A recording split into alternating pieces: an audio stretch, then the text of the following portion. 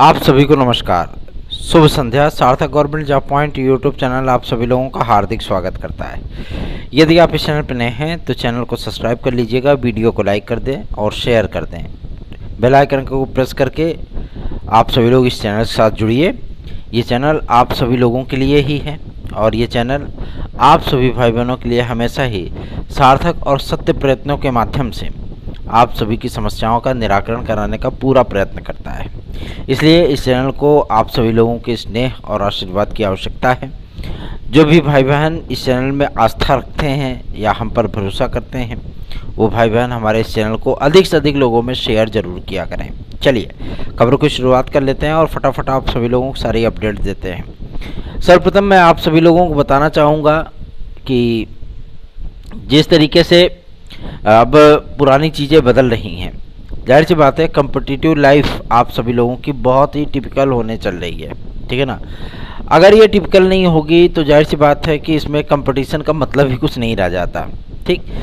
तो मेधावियों के लिए, या आप यूँ कह सकते हैं जो लेबोरियस होते हैं, है ना, जो कठिन परिश्रम करते हैं, उनके लिए गवर्नमेंट बहुत सारी अपॉर्चुनिटीज़ आप लोगों को अवेलेबल कराने चल रही है।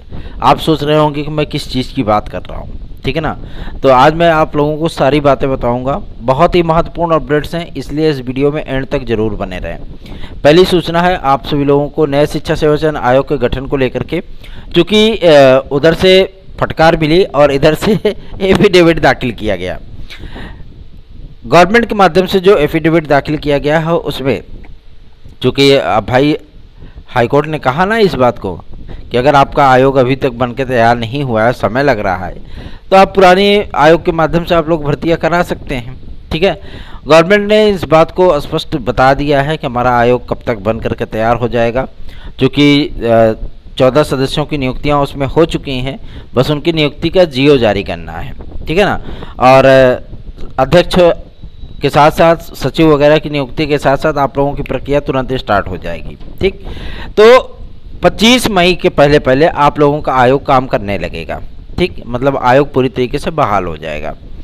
अब ये तो आने वाला वक्त बताएगा कि 25 मई तक ये चीज़ें हो पाती हैं कि नहीं हो पाती हैं, लेकिन सूचना भी यही चीज़ों की मिल रही है कि आप सभी लोगों के लिए आयोग जो बन रहा है वो बहुत जल्द ही अस्तित्व में आ जाएगा, ठीक है ना। जो 17 तारीख को कैबिनेट की मीटिंग होने वाली है, उस कैबिनेट की मीटिंग में इन तमाम मुद्दों पर, इसकी नियमावली पर आप सभी लोगों को ये रिपोर्ट देखने के लिए मिलेगी, मतलब ये आदेश देखने के लिए मिलेगा। नियमावली को मंजूरी दी जाएगी, कैबिनेट के माध्यम से आयोग की नियमावली को मंजूरी मिल जाएगी, ठीक है ना। तो आप लोग चिंता विमुक्त होकर के अपनी तैयारियों में लगे रहिए, क्योंकि बहुत सारी प्रक्रियाएं आप सभी लोगों की ना एकदम तूफान की तरह आएंगी और सब कुछ सर्वनाश करके चली जाएंगी। मतलब ये है कि अगर आप लोग तैयार नहीं रहेंगे तो जाहिर सी बात है उसका एडवांटेज आपको नहीं मिल पाएगा। फिर आप वैकेंसी करने लगोगे तो जाहिर सी बात है कि अगर आपको सफलता चाहिए तो आपको उन विद्यार्थियों से थोड़ा सा आगे निकलना पड़ेगा जो विद्यार्थी शुरू से मेहनत कर रहे हैं। जाहिर सी बात है शुरू से मेहनत कर रहे हैं तो आप उनसे निकल तो आगे नहीं सकते हो, लेकिन हाँ आप उनके लेवल पे ज़रूर आकर के खड़े हो जाते हो। और जाहिर सी बात है कि वहाँ पे आपका कॉमन सेंस और आपकी जो प्रतिस्पर्धा करने का जो तरीका होता है वो सारी चीज़ें वहाँ पे मायने रखती हैं। बहुत विद्यार्थी बहुत कुछ पढ़ते हैं, 8-8, 10-10 घंटे, 12-12 घंटे। मैंने बहुत सारे विद्यार्थियों को देखा जो 16-16 घंटे पढ़ते हैं, ठीक है ना, 16-16 घंटे पढ़ते हैं। भाई आज तक तो मैंने इतनी पढ़ाई ना करी, सीधी सी बात है। मैंने आज तक 18 घंटे 16 घंटे पढ़ाई कभी नहीं की, बहुतों पढ़ा है तो 6 घंटे पढ़ा है बस, इसके आगे मेरी कैपेसिटी ही नहीं है ना। और सबसे बड़ी चीज़ ये क्या है कि मतलब जब एग्ज़ाम वगैरह नज़दीक आता है तो भले 8-9 घंटे हो जाएं, वो अलग चीज़ है, लेकिन समझ में भी तो आना चाहिए कि तब ये लेके बैठे रहो तो क्या मतलब है। लेकिन एक बात मैं आप सभी लोगों को और भी स्पष्ट कर देना चाहता हूँ कि पढ़ाई कितनी भी करिए, ठीक है ना, लेकिन एग्ज़ाम में बैठने के बाद वो 2 घंटे आप सभी लोगों के लिए बेहद प्रीसियस होते हैं, ठीक है ना, बेहद प्रीसियस होते हैं। क्यों? क्योंकि वही 2 घंटे आपके पूरे भविष्य का निर्धारण कर देते हैं। और वही 2 घंटे अगर आपका जो है लीपा पोती गुड़ गोबर हो गया तो फिर कितना पढ़े रहो, कहाँ मतलब है ना। तो परफॉर्मेंस करना और नेट प्रैक्टिस करना, है ना। बल्लेबाज जाता है मैच के पहले तो मार पसीना बहाता है नेट में, आ जाता है तो 0 पे आउट हो जाता है। अब लो तो क्या इसमें बल्लेबाज की गलती है? नहीं। उसके प्रिपरेशन की गलती है? बिल्कुल नहीं। वो उस तरीके के प्रेशर को झेल नहीं पाता है, उसकी गलती है। ठीक है ना। जब इतने सारे क्राउड होते हैं, आपने स्टेडियम में देखा होगा, मैं तो इकाना स्टेडियम में जा करके 2020 मैच देख करके आया था इंडिया ऑस्ट्रेलिया का, और मैं आप लोगों को बता दूं कि इतनी क्राउड होती है वहाँ पे, इतना प्रेशर होता है, ये नहीं समझ में आ रहा था कि खिलाड़ी इस क्राउड को झेलते कैसे हैं, है ना। हम आप आवेशित हो जाएंगे, लेकिन वो पता नहीं कैसे झेल लेते हैं। फिलहाल ये तो हो गई इंटरटेनमेंट की बातें। अब चलिए मुद्दे पे आते हैं। मुद्दा यह है कि आप लोगों की वेटिंग लिस्ट LT ग्रेड की कब तक आएगी। आज सूचना प्राप्त हुई है, क्योंकि आज आयोग में कुछ ज़्यादा कुछ लब्बो-लुआब था नहीं। आज सारे अधिकारी एकदम चुस्त दुरुस्त बैठे थे सुस्त नहीं बैठे थे, चुस्त दुरुस्त बैठे थे। और अधिकारियों से मुलाकात करने के बाद, जो वहाँ के जन सूचना अधिकारी हैं, है ना, जो जनता को सूचना देने के लिए ही बनाए गए हैं, तो उनसे मुलाकात की गई श्रीवास्तव सर से, और उन्होंने बताया कि आयोग ने पूरी प्रिपरेशन कर ली है अपने PCSP के एग्ज़ाम को लेकर के। ठीक है।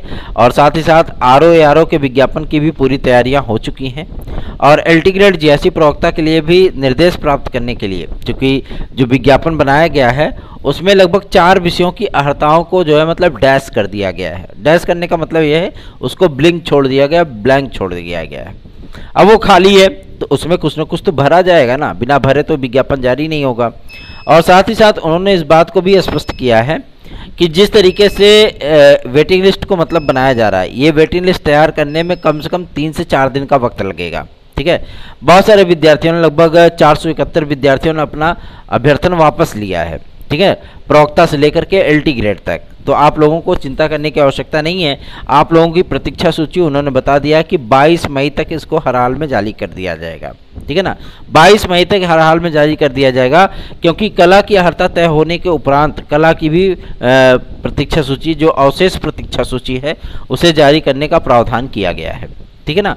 17 तारीख को ये चीज़ें क्लियर हो जाएंगी कि कब तक आप सभी लोगों का क्या क्या अर्हताएँ रहने वाली हैं, क्योंकि उस दिन उसका पिटारा खुलेगा। जो आयोग, जो कमेटी रिपोर्ट सौंपेगी, उस दिन उसका पिटारा खुल जाएगा।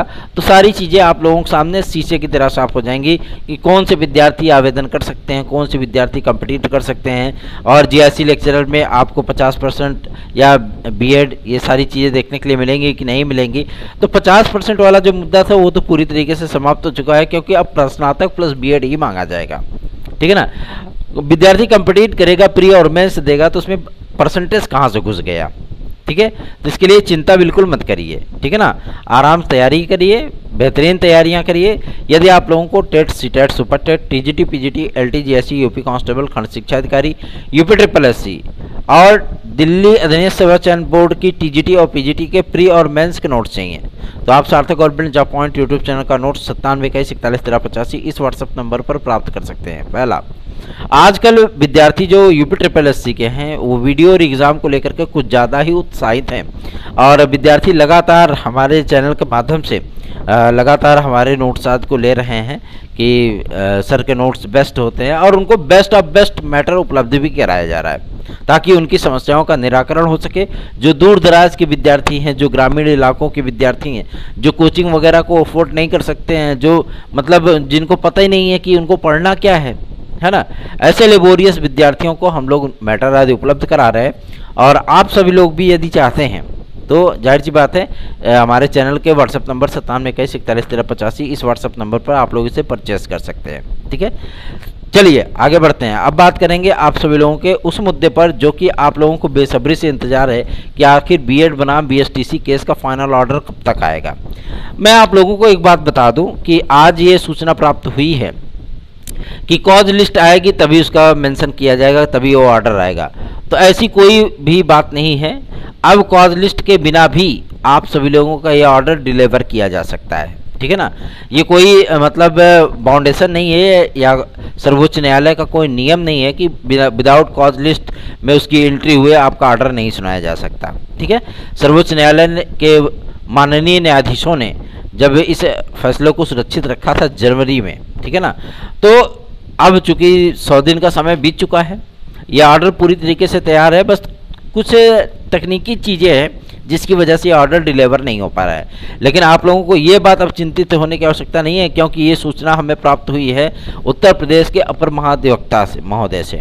ठीक है, तो इसमें अब विद्यार्थियों को चिंता करने की जरूरत नहीं है। उन्होंने भी इस कहा कि अगर जैसे कि अगर सर्वोच्च न्यायालय अपने कॉज लिस्ट में इसको एंट्री नहीं देता है तो भी ऐसा नहीं कि मतलब ये ऑर्डर ज़्यादा डिले होगा।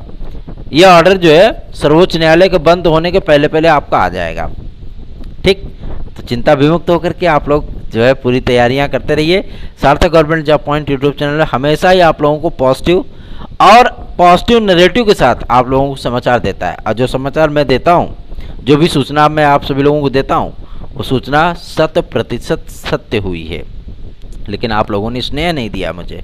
ठीक है ना, इस चैनल को अभी आप लोगों ने सहयोग किया होता तो चैनल आराम से 12-14 हज़ार का चैनल बन चुका होता लेकिन आप लोगों ने सहयोग नहीं किया। कोई बात नहीं, चलते हैं आगे बढ़ते हैं। अब बात करेंगे आप सभी लोगों के सबसे महत्वपूर्ण मुद्दे पर, टीजीटी पीजीटी 2022-2023 के विज्ञापन को लेकर के। टीजीटी पीजीटी 2022 की आखिर परीक्षा कब तक होगी? कुछ लोग कह रहे हैं 17 मई को क्लियर हो जाएगा कि भैया टीजीटी की परीक्षा चयन बोर्ड के माध्यम से होगी क्या? तो चयन बोर्ड के माध्यम से तो फिलहाल होने से रही है परीक्षा। ठीक है ना, एकदम क्लियर स्पष्ट बता दे रहा हूँ, चयन बोर्ड के माध्यम से नहीं होगी। क्यों?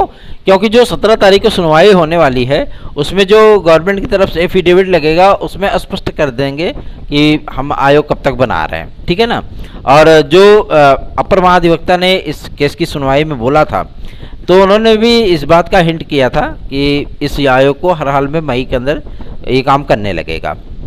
पहला। दूसरा ये कि माध्यमिक शिक्षा सेवा चयन बोर्ड के माध्यम से यदि टीजीटी पीजीटी 2022 को कंफर्म करना होता तो आयोग में अभी तक सदस्यों की नियुक्तियां हो चुकी होती, क्योंकि उसका प्रोसेस बहुत जल्दी हम लोगों ने स्टार्ट करवाया था। सदस्यों के चयन प्रक्रिया हेतु विज्ञापन भी जारी किया जा चुका था, अब उनका आवेदन भी लिया जा चुका था और यहाँ तक कि सदस्यों का चयन भी कंप्लीट हो चुका था। लेकिन अचानक से गवर्नमेंट ने क्या किया कि माध्यमिक शिक्षा सेवा चयन बोर्ड को पूरी तरीके से भंग कर दिया। ठीक है ना, और अब उसी की बिल्डिंग में, मतलब जो गवर्नमेंट ने बिल्डिंग बनाई है, मायावती के समय में ये बिल्डिंग बनी थी, वरना तो पुराने जो है संस्थान में विज्ञान प्रौद्योगिकी संस्थान में एक मतलब पुराने सी बिल्डिंग में माध्यमिक शिक्षा सेवा चयन बोर्ड चलता था, वो भी किराए की बिल्डिंग थी है ना। अब चूंकि सामने मायावती ने उसका निर्माण करवाया था, मतलब उनके कार्यकाल में इसका निर्माण हुआ था, तो उनके समय में बने हुई बिल्डिंग में अब माध्यमिक शिक्षा सेवा चयन बोर्ड चलता है। तो वहाँ पे अब चूंकि पूरा रेनोवेशन का काम चल रहा है तो आयोग बहुत जल्दी ही आप लोगों का अस्तित्व मानने चल रहा है। आप लोग यूपी टीईटी की चिंता कर रहे होंगे कि आखिर यूपी टीईटी कब तक आएगा, या आप चिंता कर रहे होंगे कि आरओ खंड शिक्षा अधिकारी एपीएस और एलटी ग्रेड जीएससी कब आएगा। तो सारे विज्ञापन आपके लाइन से लगे हुए हैं। ये सारे विज्ञापन आप सभी लोगों को एक साथ देखने के लिए मिलेंगे, कुछ दिन की गैपिंग पे देखने के लिए मिलेंगे। लेकिन आप लोग ये जान लीजिए कि कम से कम 4 से 5 हज़ार रुपये हर स्टूडेंट का जो है वो खर्चा होने वाला है सिर्फ आवेदन फॉर्म भरने के लिए।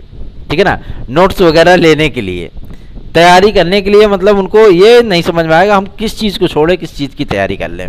ठीक, तो चिंता विमुक्त होकर के अपनी तैयारियां करिए ना, इस तरीके का प्रिपरेशन करिए ताकि आप लोगों को हर परीक्षा के लिए एक निश्चित समय प्राप्त हो सके। ठीक है ना, चलिए आगे बढ़ेंगे। अब बात करेंगे आप सभी लोगों के सबसे महत्वपूर्ण मुद्दे पर, जो कि संबंधित है टीजीटी पीजीटी 2022 के एग्जाम को लेकर के। मैंने हमेशा से ही आप सभी लोगों को कहा था कि जब सूचना प्राप्त होगी तो मैं आप सभी लोगों को बताऊंगा कि आखिर टीजीटी पीजीटी 2022 कब तक होगा। टीजीटी पीजीटी 2022 के लिए सारी प्रक्रियाएं कंप्लीट हो चुकी हैं। शासन के पास सेंटर की लिस्ट भी है, कब कब कहाँ सेंटर खाली हैं। ठीक है ना, ये क्लियर है एकदम। दूसरा ये फार्मों की स्कैनिंग फुल्ली कंप्लीटेड है। ठीक है ना, अब किसी प्रकार का कोई रद्दोबदल उसमें नहीं करना है। मतलब जितने भी विद्यार्थियों ने फॉर्म डाला था सबकी स्कैनिंग कंप्लीट कर ली गई है, तो ये काम भी पूरा हो गया। सिर्फ अब एडमिट कार्ड बनाना है और सेंटर अलॉट करना है, बस यही 2 काम हैं। ठीक है, अब जब ये काम पूरे हो चुके हैं तो शासन को कितना टाइम, मतलब गवर्नमेंट को कितना टाइम लगेगा इसको कंप्लीट कराने में। चूँकि अब जून में काफ़ी सारी परीक्षाएँ आ गई हैं, लेकिन अभी भी सूचना है कि आप लोगों की जो प्रवक्ता और टीजीटी की परीक्षा है उसमें से किसी एक का आयोजन आपका जून महीने में किया जा सकता है। अब आप सोच रहे होंगे कि मई तो चल रहा है, जून आने वाला है, तो परीक्षा कैसे हो सकती है। यदि आप सभी लोगों को मैं बता दूं कि आयोग अगर 25 मई तक काम करने लगा तो आप लोगों को पहली जो नोटिस है वो केवल और केवल टीजीटी और पीजीटी 2022 के लिए देखने के लिए मिलेगा। अब पहली नोटिस में इस बात का स्पष्ट उल्लेख किया जाएगा कि आप सभी लोगों के लिए जो 4267 पदों का विज्ञापन जारी हुआ था उसमें पदों की संख्या 5200 बढ़ा दी गई है। प्रशिक्षित स्नातक में 815 पद आपके बढ़ा दिए हैं प्रवक्ता में, ये चीज़ों का स्पष्ट उल्लेख किया जाएगा। ठीक, और एक नई वैकेंसी आपकी आने चल रही है टीजीटी पीजीटी की ही, जो कि 2023 का विज्ञापन है, और ये विज्ञापन आप सभी लोगों का 22,500 पदों से लेकर के 24,060 पदों तक ये विज्ञापन जारी होगा। इतना बड़ा विज्ञापन पहली बार आयोग जारी करेगा, चूंकि इसमें रिटायर्ड न्यायाधीश भी होंगे सदस्य के रूप में, और साथ ही साथ अध्यक्ष भी आईएएस लेवल के होंगे, है ना। रिटायर्ड आईएएस अधिकारी हो सकते हैं, या हो सकता है कि प्रेजेंट टाइम में कार्य करने वाले अधिकारी हो सकते हैं। तो आप सभी लोगों को मैं बता दूं कि ये आयोग बहुत तगड़ा आयोग बन रहा है, ठीक है ना, जिसकी एक अपनी वैधानिक मान्यता होगी और बार बार शासन के पास जाने की उनको आवश्यकता नहीं पड़ेगी। जब इतने ही योग्य व्यक्ति वहाँ पर बैठेंगे तो जाहिर सी बात है कि वो न्यायविद भी रहेंगे, तो आप लोगों को ज़्यादा समस्याएं भी नहीं होंगी, गलतियां होने के चांसेस जो है वो 0/सन्नाटा हो जाएंगे। इसलिए आप लोग प्रिपरेशन करते रहें। यूपीटीईटी का आयोजन अगस्त में किया जा सकता है। आज बेसिक शिक्षा विभाग के अधिकारियों से वार्ता करने के उपरांत ये सूचना प्राप्त हुई है कि पीएनपी ने एक बार फिर से प्रस्ताव बना करके भेजा था कि यूपीटीईटी का आयोजन हम करा सकते हैं क्या। शासन ने स्पष्ट मना कर दिया कि नहीं, आपके बस की बात नहीं है, आप सिर्फ अब छात्रवृत्ति वाला एग्जाम वगैरह कराइए और बाकी आपके एग्जाम की कोई बस की बात नहीं है। हमेशा विवादों की स्थितियां बनी रहती हैं, तो क्या फ़ायदा है कि आपके माध्यम से टीईटी या शिक्षक भर्ती को करवाया जाए, ठीक है ना। तो इसलिए अब इनके माध्यम से तो कोई चीज़ें होने वाली नहीं है, इसलिए आप लोग चिंता विमुक्त होकर के अपनी तैयारियां करिए। सार्थक government job point YouTube channel को सब्सक्राइब करके वीडियो को लाइक ज़रूर कर दिया करें। आज चेन्नई और मुंबई इंडियंस का मैच है, मेरी फेवरेट टीम खेलेगी आज मुंबई इंडियंस, और रोहित शर्मा, सूर्य कुमार यादव, ईशान किशन और टिम डेविड वगैरह की बैटिंग देखने में बड़ा मज़ा आता है, ठीक है ना। तो एंजॉय करते रहिए, मस्त रहिए, व्यस्त रहिए, और सार्थक government job point YouTube channel को सब्सक्राइब करके वीडियो को लाइक ज़रूर कर दें। धन्यवाद, शुभ रात्रि।